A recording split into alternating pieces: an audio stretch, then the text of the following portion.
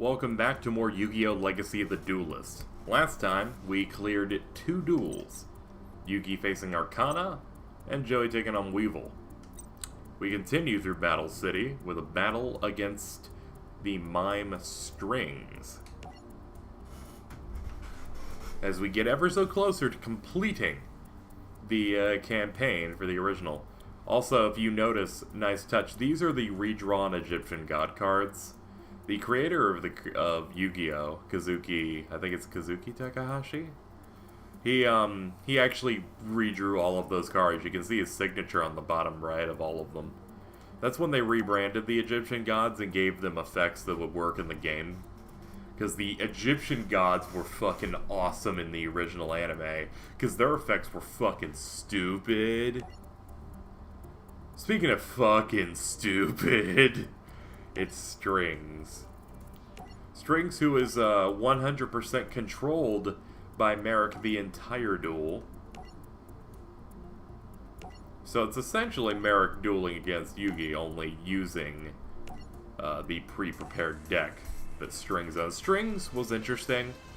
He had Slifer, and... Slifer, which is an Egyptian god card that gets 1,000 attack points for every card in your hand. He played infinite cards, so he would not ever have to discard after pass 6. And in the show, the Monster Revival Jam was literally immortal, and I don't think there's any way to destroy it in the show. In the end, Yugi's way to defeat him in the show was he brought Revival Jam over to his field, and it prompted a fake additional effect Slifer had in the show that makes him always have to attack something that's summoned to your opponent's field. And then he'd draw due to another effect, and then he just ended up drawing until he lost and decked out. It was an interesting duel. I liked it. So they gave me a defusion. So obviously that's for him. So that's interesting. So...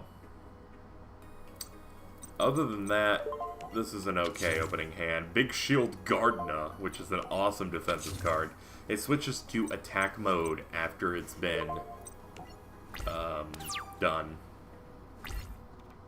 Like, after Big Shield Gardna has been targeted with an attack, it goes back to attack mode. Wants me to use a card effect. Magical Hats? Nah, you can just take this.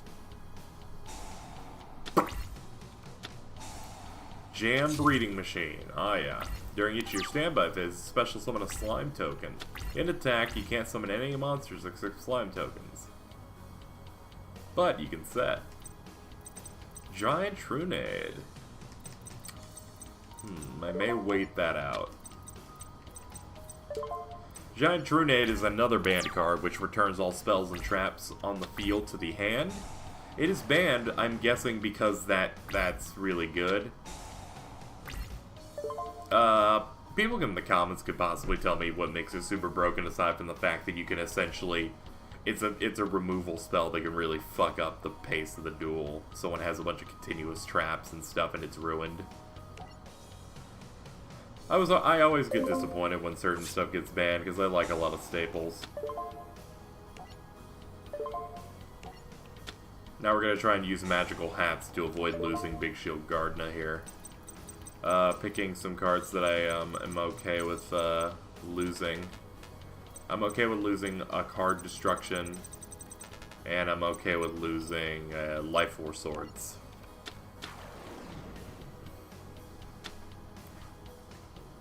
And of course they have to do this because it's proper thing. It's like, hey, you are aware of what this card is. We shuffle it. They attack. And, you picked poorly, Slime Token. I continue to get my good old card. So I have a strategy here. Giant Trunade. Next, Hand Destruction. Both players send 2 cards from their hands to the graveyard.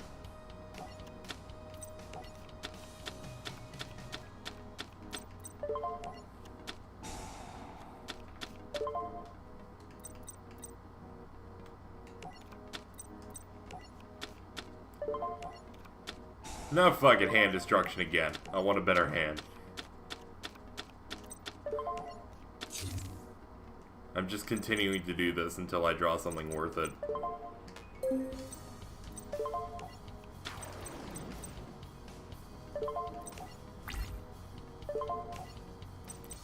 Take that.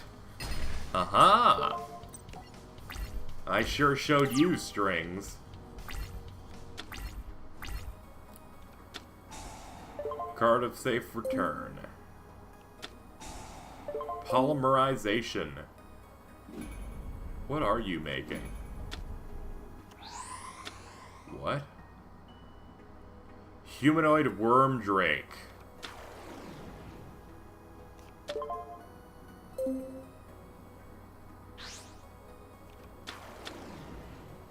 Oh no, it's my G Shoelion.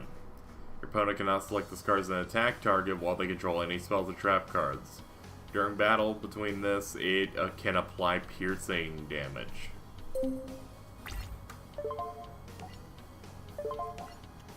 Take that, Spellbinding Circle.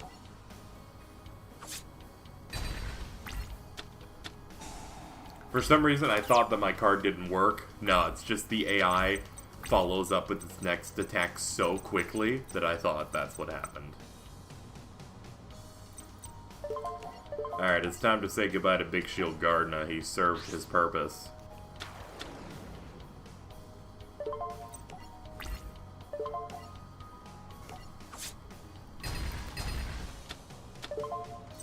We just need to make sure that he does not get up to 3 tributes, because you need to sacrifice 3 monsters to summon Slifer. I believe that's mainly the reason why he has that set up. He also used 1 Day of Peace, which allows, oh boy, he's got some good setup here. Alright, so, 1 Day of Peace makes it so we both, each player draws a card, and neither player takes damage until the end of my turn. And he also used the Dark Door, which limits our attacks to 1 per turn. Not great. Not great. Brain Control could be good, though. For this move, though, I shall attack that. Ah, shit, you're right, they don't take damage. Whatever, I have to get it off the field. If he has Slifer, we're in trouble. Actually, if he has Slifer, we're not in trouble because it needs to have cards in its hand. Alright, he has a face down. That could be bad, but we need to get damage in.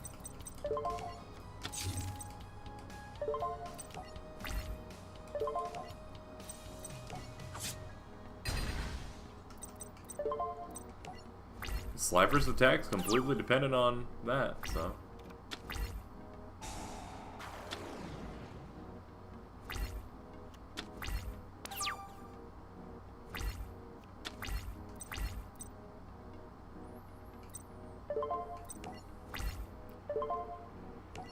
Yeah, I'm gonna keep doing this.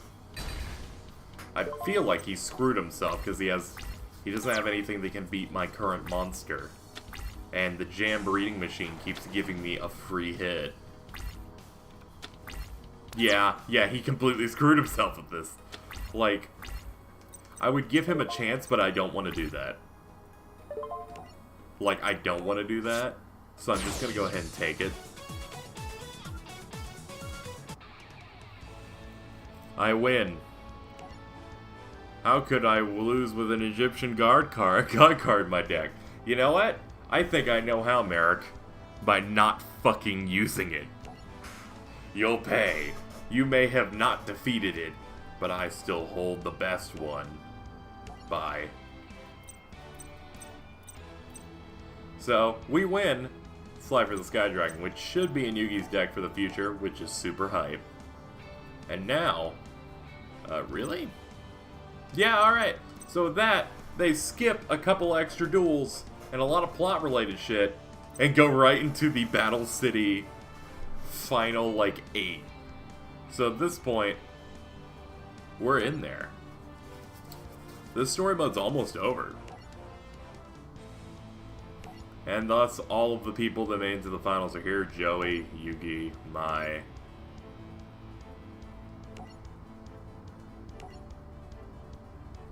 Marik's there. Marik's going under the alias Namu for some reason. He's like, I want them to know I'm Marik. You want to make it more interesting. And Bakora's like, yo, what's up? I got into the finals. I may have been in an episode where I dueled against Bones and his goons, and my dark side threw him into the Shadow Realm, but don't worry about it. It's the 7th finalist. He's like, hey, I'm Marik. I'm not, though, but I look pretty fearsome enough to be a Marik.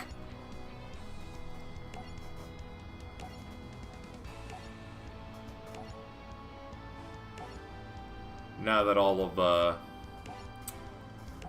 our finalists here, we're getting ready for the setup. It's like, I gotta win these duels.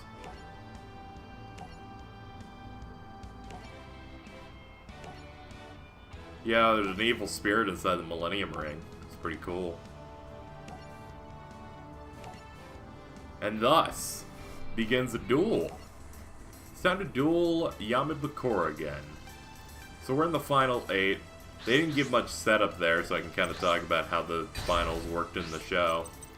So at this point, we've got our 8 finalists. They didn't show a Shizu, even though she's one of the 8 finalists, which kind of threw me off a little bit. But Kaiba's like, yo, we're gonna host these fucking semifinals on a blimp. Flying to our destination, which is going to be Kaibakor Island. That his that his stepfather had as like a headquarters, I guess. So, it's weird, alright? But we're on a blimp. We're dueling on a blimp. We're gonna take on Yami Bakura. We're gonna see how this goes.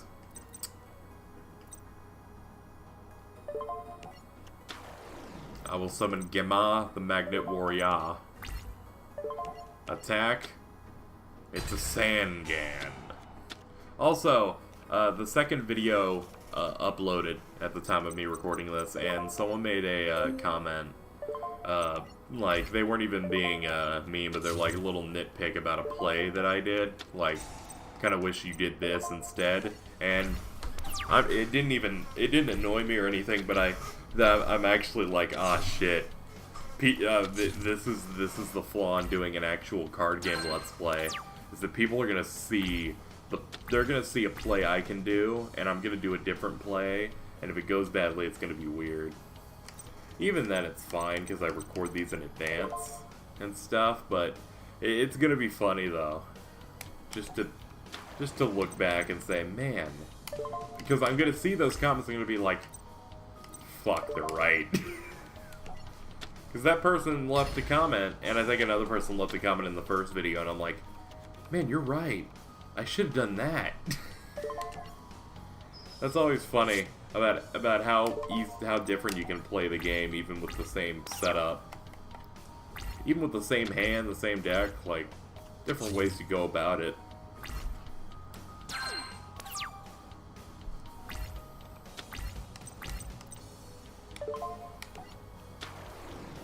Well, there's all the Magnet Warriors. I'd like to draw Valkyrian, so I can be a cool guy.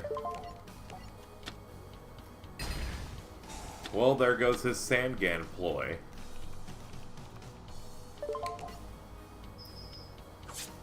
Do you have a strategy here, Bakura? Because otherwise, I may beat you in the next turn. Like, I hope you have a strategy, because this looks really bad for you. Dark Necrofear. That's a pretty good strategy.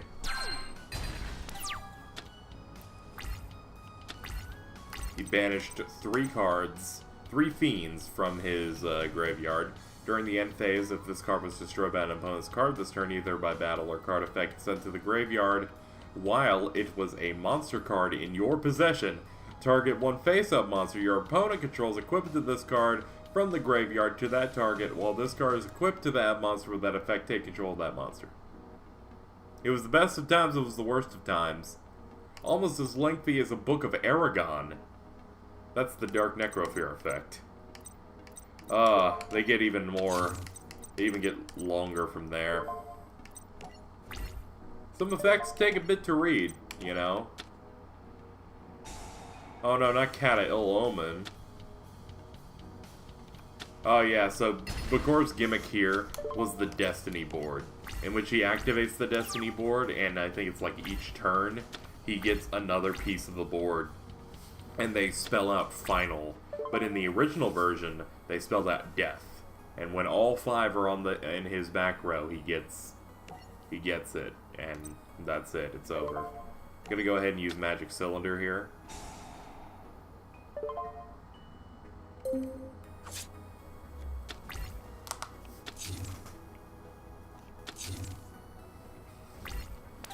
All right.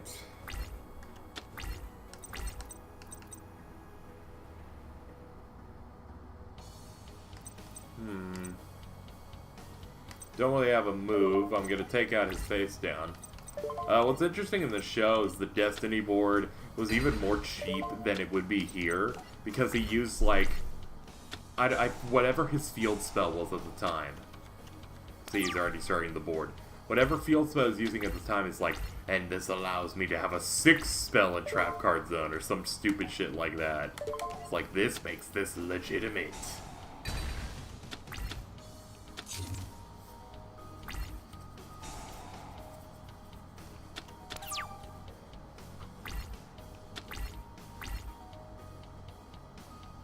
Well, shit, wait. Soul Exchange. I'll do that.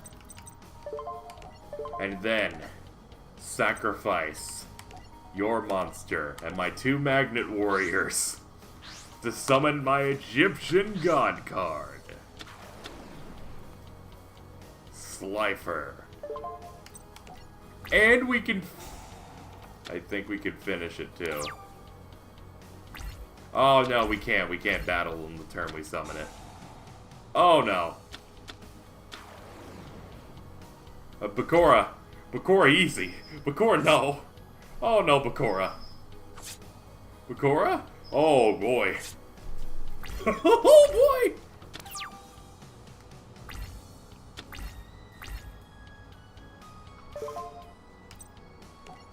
Whew. You're pretty relentless. Good duel.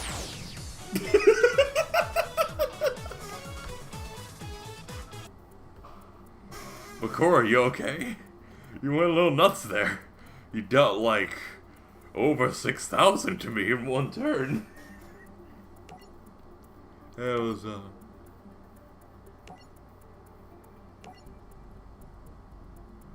Oh yeah, so I think it was like we launched an attack, and, the Yami Bakura's like, alright, I'm not gonna let my host body get hurt by this attack.